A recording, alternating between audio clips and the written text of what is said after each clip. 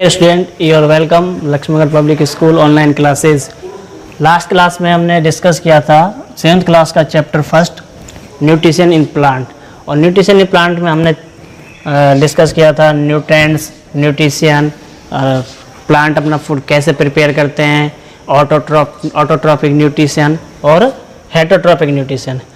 तो last point हम discuss कर रहे थे mode of nutrition in plant.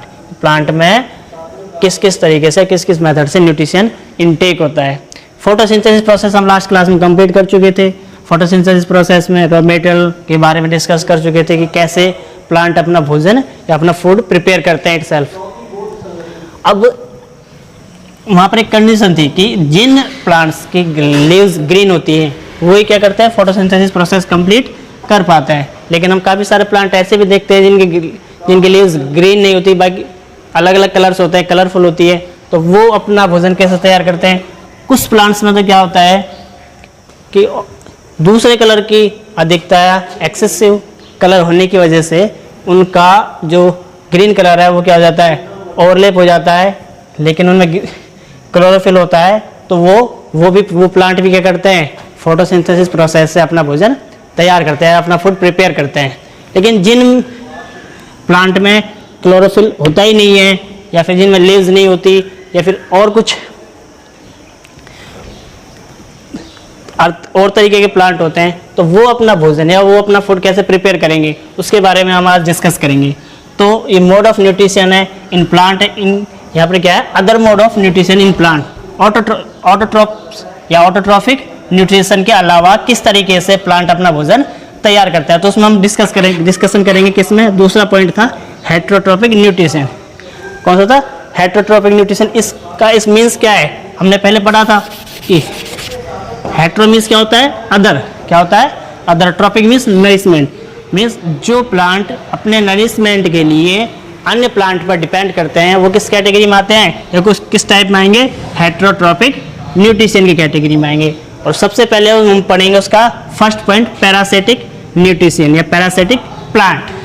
नाम से क्लियर है, पैरासिटिक मीन्स ये डिपेंड करते हैं दूसरे लिविंग ऑर्गेनिज्म, मतलब लिविंग प्लांट पर अपना भोजन इनटेक करने के लिए या भोजन लेने के लिए। तो यहाँ पर हम बात करेंगे दो लिविंग ऑर्गेनिज्म, मतलब दो प्लांट होते हैं। एक तो होता है होस्ट, जिसके ऊपर कि ये सर्वाइव कर पाते हैं।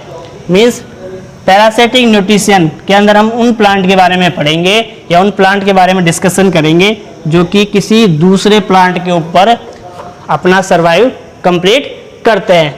तो इसमें क्या होता है, एक प्लांट जो भोजन प्रोवाइड कराता है, फूड प्रोवाइड कराता है, वो कौन सा होता है, होस्ट प्लांट होता है। दूसरा कंज्यूमर होता है जो कि जिस होस्ट के ऊपर है उससे भोजन या नरिशमेंट या न्यूट्रिशन को इनटेक करता है, तो वो क्या होता है, कंज्यूमर होता है। आप सभी ने देखा होगा कैस्कटर प्लांट या उसको हम अमरबेल भी बोलते हैं। वो एक येलो रेसेस के थ्रू जैसे स्ट्रक्चर में बनी होती है और प्लांट के ऊपर सरवाइव करती है। काफ़ी जगह हमने गार्डन्स में भी देखा है। वो क्या करते हैं, वो होस्ट प्लांट से क्या लेते हैं, होस्ट प्लांट जो फूड प्रिपेयर करता है इटसेल्फ, खुद अपना भोजन बनाता है, उससे न्यूट्रिशन लेता है और खुद क्या करता है, उसको कंज्यूम करता है, खुद यूटिलाइज करता है और अपना सर्वाइव कंप्लीट करता है। एग्जाम्पल में कैस्कटर प्लांट होता है, अमरबेल। सेकेंड वन होता है इंसेक्टिवोरस प्लांट। कौन सा है, इंसेक्टिवोरस प्लांट। ये प्लांट या इस तरीके का न्यूट्रिशन वो प्लांट लेते हैं या वो प्लांट इनटेक करते हैं जिन प्लांट की रिक्वायरमेंट, न्यूट्रिशन की रिक्वायरमेंट को सॉइल कंप्लीट नहीं कर पाता है। मीन्स सॉइल में न्यूट्रिशन की क्या हो जाती है, डेफिशिएंसी हो जाती है। उस जगह पर अगर ऐसे प्लांट पाए जाते हैं तो वो अपनी रिक्वायरमेंट या अपनी न्यूट्रिशन की रिक्वायरमेंट को पूर्ति करने के लिए इंसेक्ट को क्या करते हैं, ट्रैप करते हैं। उनकी जो स्ट्रक्चर होती है, जो इंसेक्टिवोरस प्लांट की स्ट्रक्चर होती है, उनकी लीव्स की स्ट्रक्चर पिक्चर की तरह होती है, मीन्स उसके ट्रैप की तरह होती है। जैसे ही उनके आसपास कोई इंसेक्ट मूव करता है तो वो उसको अपने लीव्स के अंदर क्या कर लेते हैं, ट्रैप कर लेते हैं, तथा बाद में उनको एक प्रोसीजर के तहत उनको कंज्यूम कर लेते हैं, उनको यूटिलाइज कर लेते हैं, या फिर अपना जो न्यूट्रिशन है वो उन इंसेक्ट से टेक करते हैं, ग्रहण करते हैं, गेन करते हैं। इसलिए इस कैटेगरी में जो प्लांट आते हैं उनको क्या बोलते हैं? Insectivorous plant.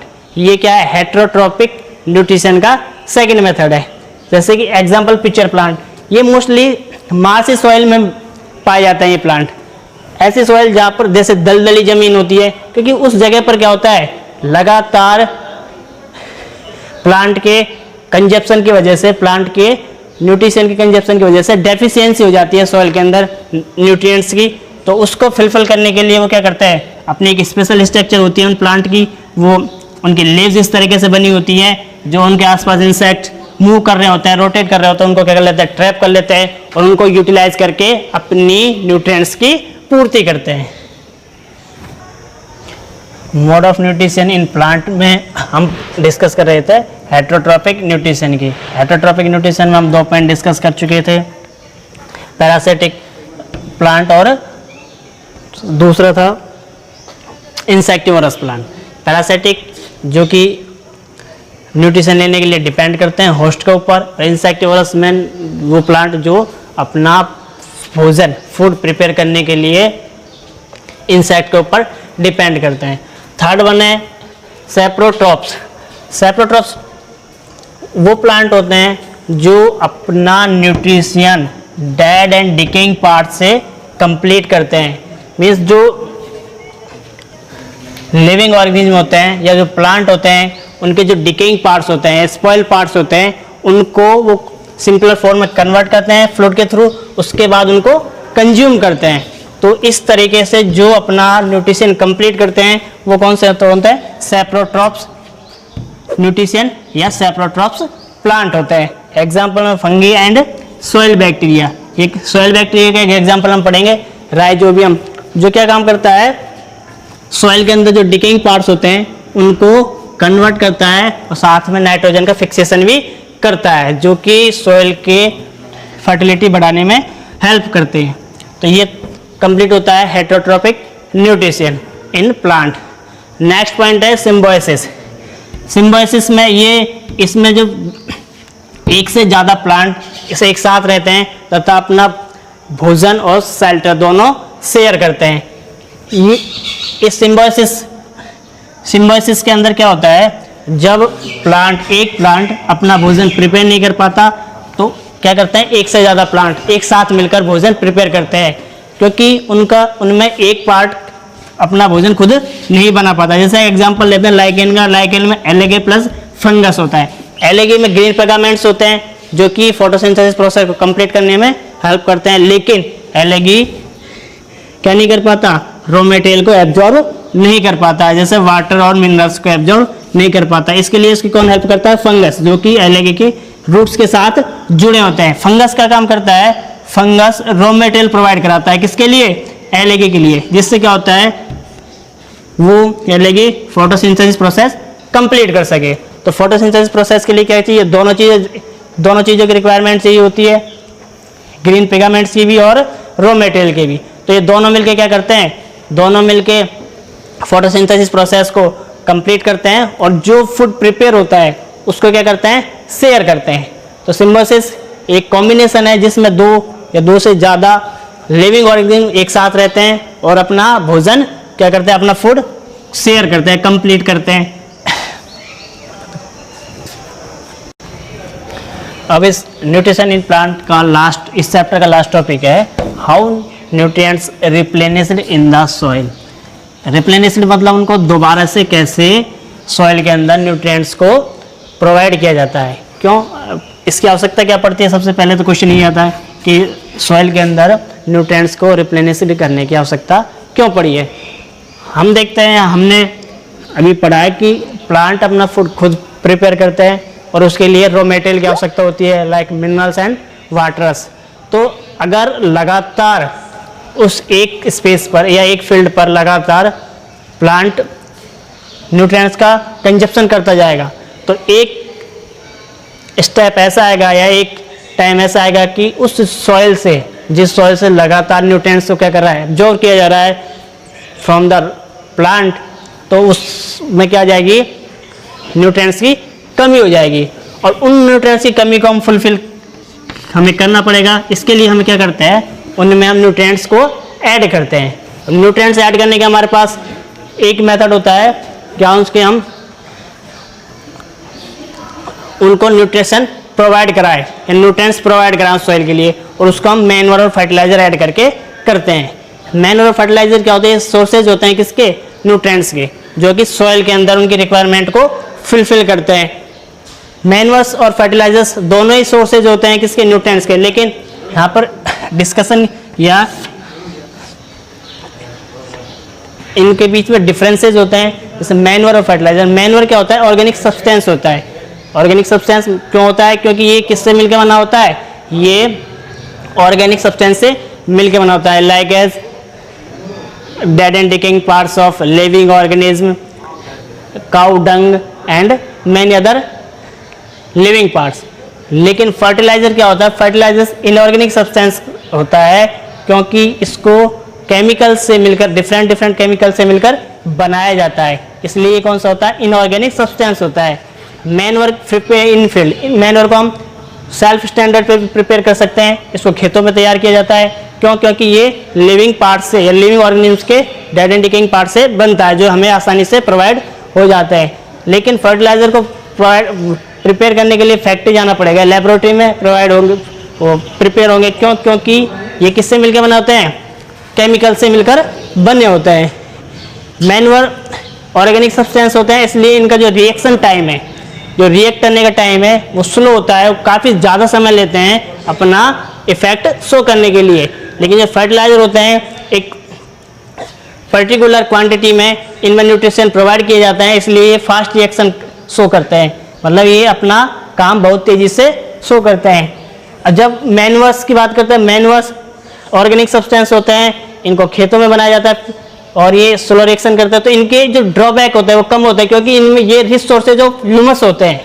क्या होता है, rich sources of humus. Humus means ये जो सॉइल है उसकी फर्टिलिटी को बहुत अच्छे ढंग से या सही ढंग से क्या करते हैं, इम्प्रूव करते हैं। अब फर्टिलाइजर की बात करते हैं, फर्टिलाइजर इनऑर्गेनिक सब्सटेंस होते हैं, ये केमिकल सब्सटेंस को कंटेन करते हैं, इसलिए केमिकल इफेक्ट शो करते हैं।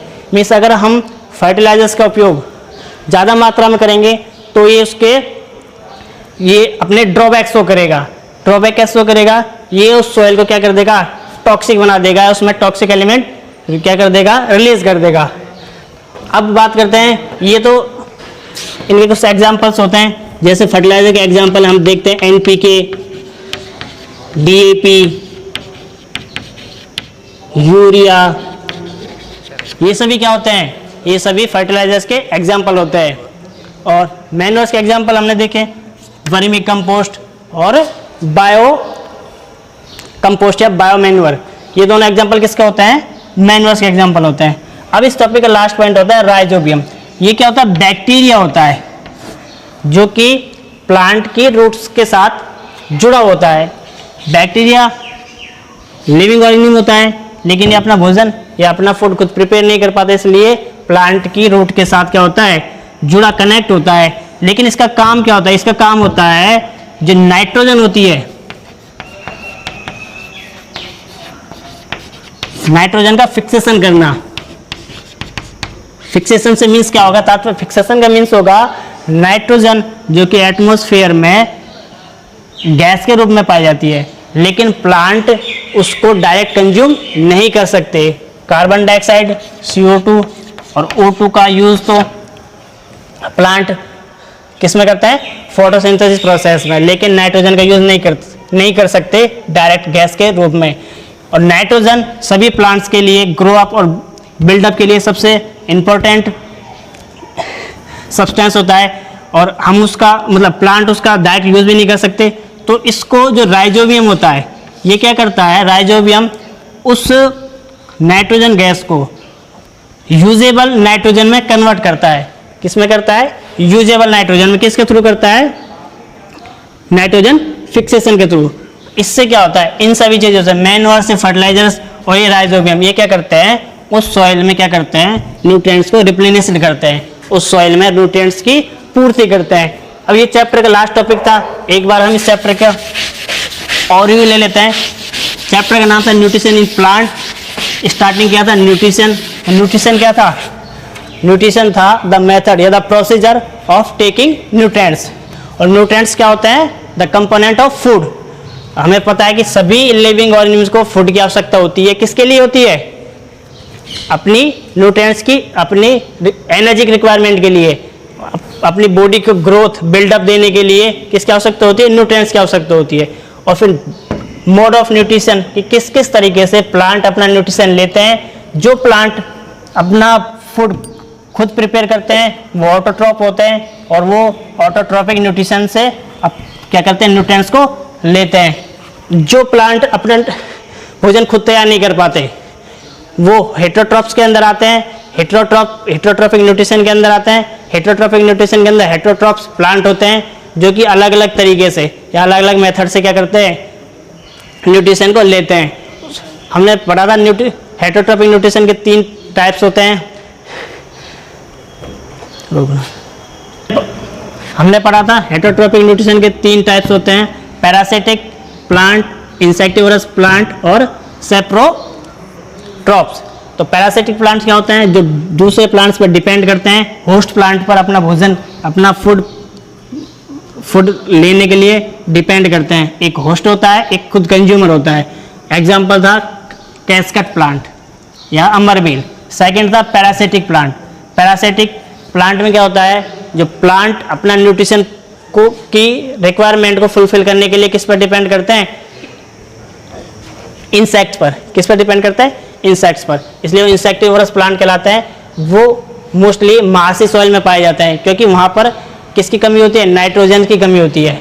तो उसकी पूर्ति किससे करते हैं? वो इंसेक्ट्स के थ्रू करते हैं। और थर्ड वन था स्पैरोट्रॉप्स में क्या होता है? ऐसे प्लांट जो अपना भोजन डेड एंड डिकेइंग पार्ट्स से गेन करते हैं, वो स्पैरोट्रॉप्स में आते हैं। इस तरीके से चैप्टर कंप्लीट हुआ।